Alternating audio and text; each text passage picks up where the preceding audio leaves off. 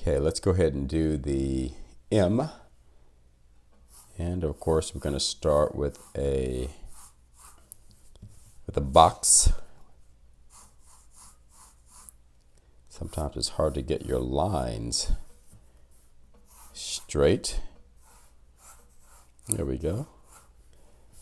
Okay, so an M, and I'm going to go ahead and do the box for the N as well.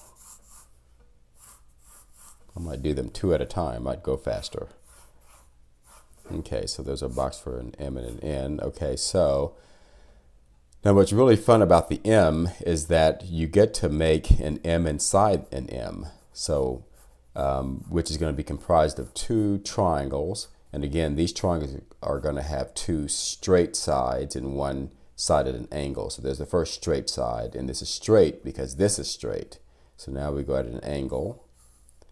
Now we want to make sure that we save enough room to do the same thing on this side. So this time on this side, we're going to start on this side to make sure that we kind of keep this width consistent. And of course, we want to go about to the same height as well. And now we're going to merge this angled line with this. Now this doesn't really have to come to a point. You know, if you wanted to make it more squared here, you can, you know, adjust these out wider to do that. But at any rate, then you're going to go ahead and erase these lines. And now you have the bottom portion of your M. And we're going to do a much larger triangle at the top in the middle to create the top portion of the M. And again, erase our line, and there's our M. Okay, now let's go ahead and do the N. And the N is going to be comprised of two triangles inside as well. And again, two straight sides. This side is straight because this side is straight. And now we go at an angle.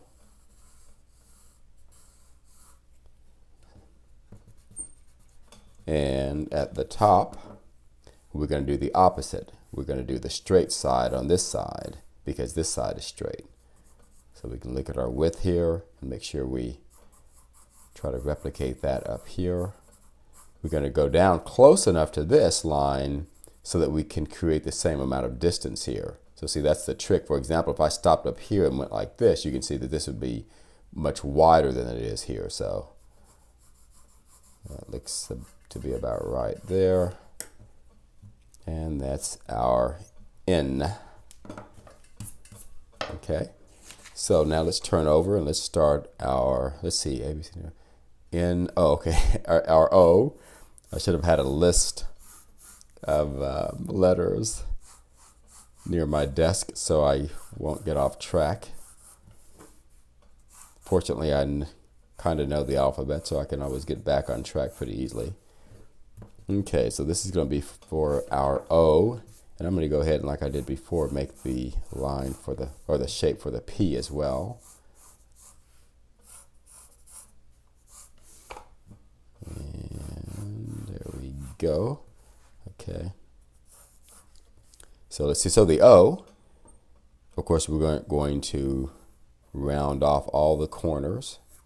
There we go. We're going to round off this corner. There we go. We're going to round off this corner. And lastly, this corner. And then, of course, erase the corners.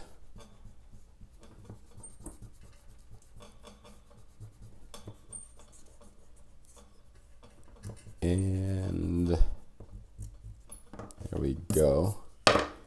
And we can always work on this more to make it more round if we need to. And then we are going to go ahead and make an oval inside. We could also do a rectangle inside for a different style of letter, which is always fun. And we might talk about that in future videos, because it's fun to vary the style of letters. And of course, there's a million different styles we could do. But this is a much more basic approach. Okay, so that's our O. So let's go ahead and do our P. So our P, we're going to go ahead and again, be consistent widthwise.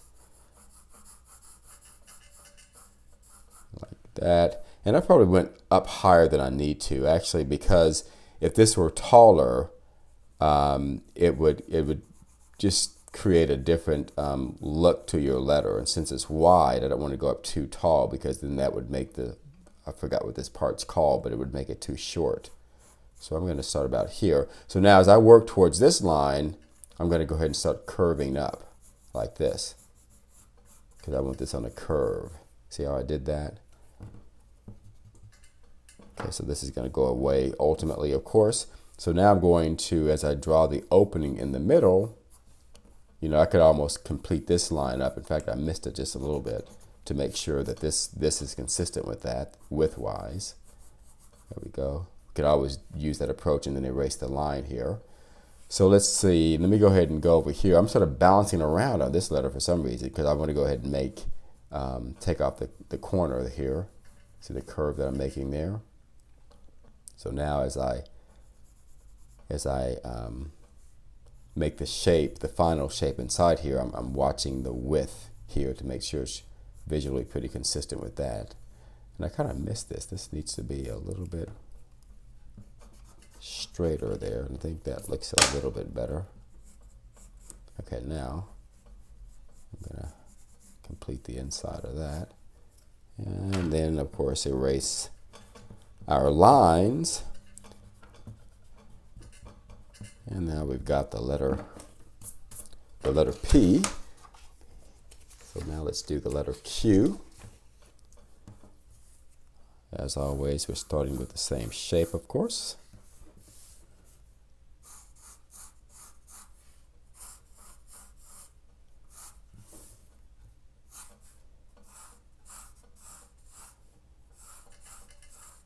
And we'll go ahead and do the R next to it as well. That way we can jump right into that letter. Okay, so Q. So as you might imagine, the Q is going to be very similar to doing an O. So we're going to round off the edges. Now when I teach this technique to children sometimes, I'm sure they must wonder why, if you're dealing with a rounded letter, do you start with a squared form? And as you recognize, that is an excellent question. And the answer to that is just because it's simpler to have people to focus on one shape as opposed to two. Now that said, it's not like it would be mind-boggling to focus on two shapes. And so it would be a more direct path, depending on the style of letter you're drawing, to start with an oval as opposed to a rectangle. So there's our oval. So now we could do an oval inside. And we can do this in one of several ways. We know that since we're dealing with a capital Q, that we're going to have and there must be a name for that. And if I should know that, I should apologize that I don't. But the part that goes in through here. So obviously we're going to introduce a rectangle in this area. So see, it goes like that. And then, of course, now we could either just draw that all the way through and then erase the lines here, or kind of eye it and go just outside and go ahead and complete the rectangle shape there. And then, of course, in doing so, we're now going to erase this line. And so that completes our Q. Okay, let's go ahead and do the R. The R is going to involve drawing a triangle. And of course, we have two straight sides, one straight side, two straight sides at the bottom, and then the third is going to be, or the third side is going to be an angle like this. And as I do this part, I want to be mindful of how close I am to the point. Remember, the point means where this line and this line touch or meet. So because I want to make sure that the width is about the same. And so I may have missed it a little bit there, or maybe not. Let's see how well I did. Not too bad. So now I'm going to extend it up like that. Can erase this line, or wait until later if you want. Okay, so now as I work on this portion, I'm going to sort of go straight across, but I'm going to start curving this up to meet this line. See how I did that? So I'm not sure what that shape would be called. It wants to be a triangle, but it's not quite. Okay, so finally here we're going to go ahead and round off this corner like that. Then erase the corner. And again, as we complete the final part, we're going to make sure that we're consistent with the thickness at the bottom. Now we're going to eye that and make sure that this is about the same as we basically replicate this shape. See, about like that. That's we have our R. Okay, now let's go ahead and do the S. Start our square here, or rectangle. And I'll go ahead and do that for the T as well.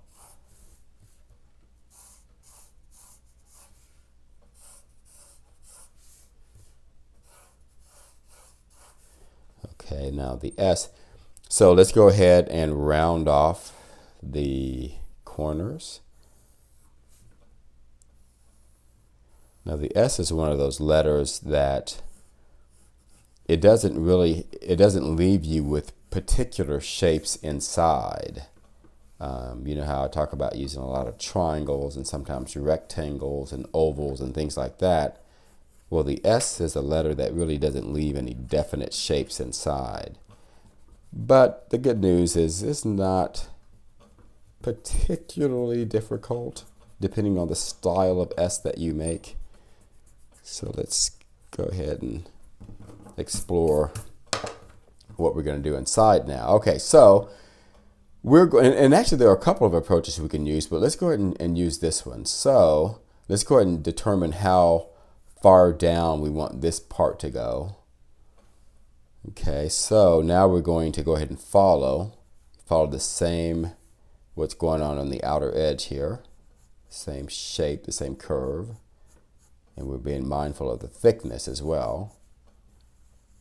Follow that around like that. So now what we're going to do is we're going to make sure we still have a nice curve as we now straighten out. And we're going to basically meet this side, but in doing so, we want to do that with a curve ultimately. So see how now I'm curving to meet that line. See that, a nice curve. So see how this is not a definite shape inside there. Okay, now we're going to do that at the bottom. So now let's go ahead and start. And you can do, you can measure, with your finger or just with your eye to make sure that this is consistent with that. I typically don't actually, but so I'm going to start about right here. Remember, you can always make adjustments later on. So now I'm going to again kind of replicate that thickness from here to here. And I'm going to go, now I'm going to again follow what I've got going on here, just inside here, like that. Watching the thickness of everything as I work my way around this way. Now I'm going to basically go to this line, but as I do so, I'm going to do that with a curve. See, we're curving that around like that. And then we get rid of that line. So that's our S. Okay, now the T is one of the easier ones to do. We're going to introduce two rectangles, one on this side and one on that side. And as I draw the top portion of the T, again, I'm watching the thickness with my eye. And again, another way to do this would be you could always start with this part, because ideally you want this part in the center of the shape. And so now I've done this for so many years that I can successfully do it for the most part. But it might be easier for some people to start with this shape and then to go up and then to do the top part here. So keep that in mind. And that's our T. You see the two rectangle shapes on the side there. And now we can erase our box, and we've got our T. Okay, let's see. Okay, here's the U and the V. So we'll just go ahead and make our boxes.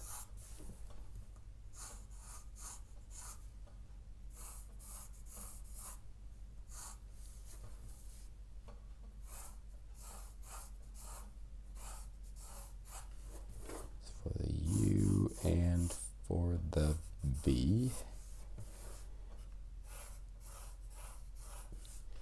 Okay. Okay, so with this, we're simply going to round off the two bottom corners. Round that off and round this off. Get rid of our corners. Of course, depending on the style of letters, we could leave those and have U's with a corner. But we're doing sort of basic standard stuff here. Okay, so now inside, we're going to establish our width. And we're going to draw essentially a rectangle in the middle, but ultimately it's going to be a rectangle with a curve at the bottom as opposed to being straight like this. And here is the curve because this is curved. So we curve that around. Of course, as we get ready to do this side, we're making sure that it's going to be about this width. In fact, it might be easiest to go ahead and start like this and then go down and meet your curve there. Okay, so, and then let's go ahead and do the V. And keep in mind, you can always make adjustments, so sometimes you miss things a little bit. Okay, so, and the V, so the V is going to be very similar to the A. Now, whether you want it squared at the bottom or pointed is up to you. In fact, I'm going to make this one squared. In fact, it might be easier to start from here. And you can even sort of give yourself a little guide on the other side as well. So see what I mean by saying squared. So it won't be at a point. So now I'm going to just go up and meet the point on this side. See that? And I'm going to go up to meet the point on this side. Erase our box. And, oops. Okay, now we are going to make a triangle in the very center. And again, just being mindful of the thickness here.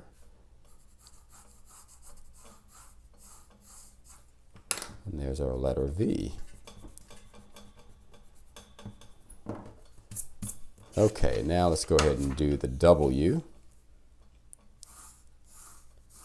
And the W, of course, starts with a box. Now the W, like the M, it can be done in a, starting with a rectangle as opposed to a square. But I would try to make sure that rectangle wasn't horribly skinny, because it could be challenging to complete the inside part. Okay, so there's the. Okay, so the W is really going to be the inverse of what the M was. And so let's go ahead and start at the bottom and create a triangle in the very center.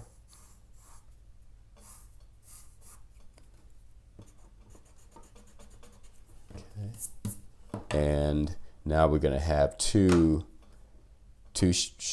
straight sides. And when I say two sides, this is one side of the triangle. So we're going to establish our width.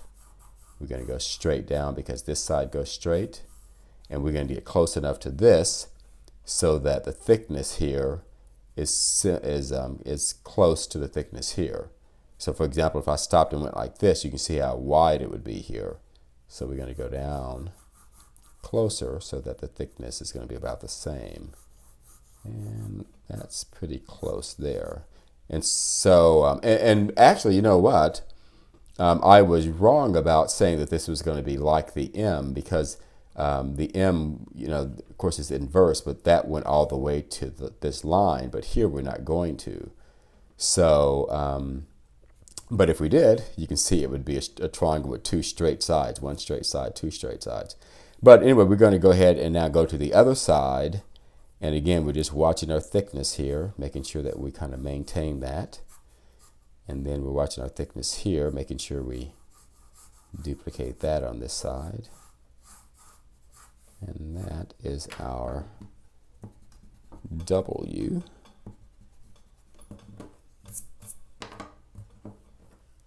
Okay, let's go ahead and do the X, and the X is going to be comprised of 4 triangles inside. So this time the triangle on the, and actually, you know what? Let's start that triangle. Let's see what happens. No, let's go ahead and do it this way. Okay, let's go ahead and, so we're going to do a big triangle on the side here. Go about to the middle from here to here. So we're going to stop here. And then let's go ahead and start this side. There we go. Go ahead and do that on the other side as well. So now to cheat, if you wanted to, and this really, I shouldn't use cheat, such a strong word, but to give yourself a guide, you could actually make a line, because where this line meets that line, you can go ahead and make a line on this side to make sure that this side is consistent with that. I usually actually don't. I just sort of eye it, but it is a way to ensure that you're consistent. And then of course, ultimately you'll erase your guide and also erase the box.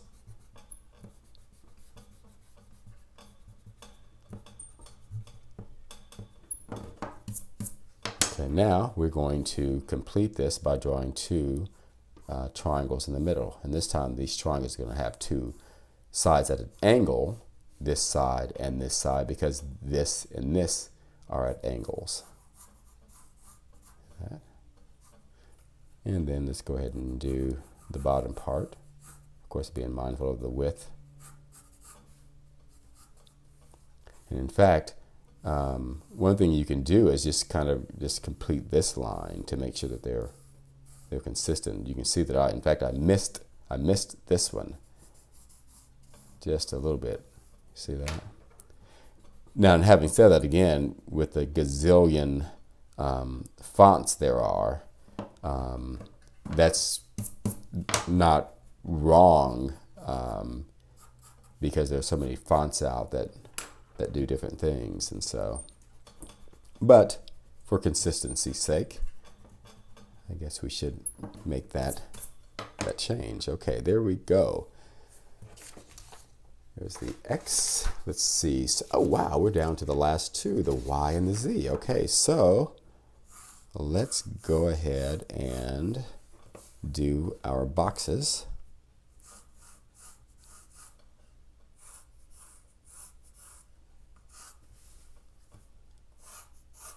And I've noticed my boxes have gotten a little wonky towards the end here.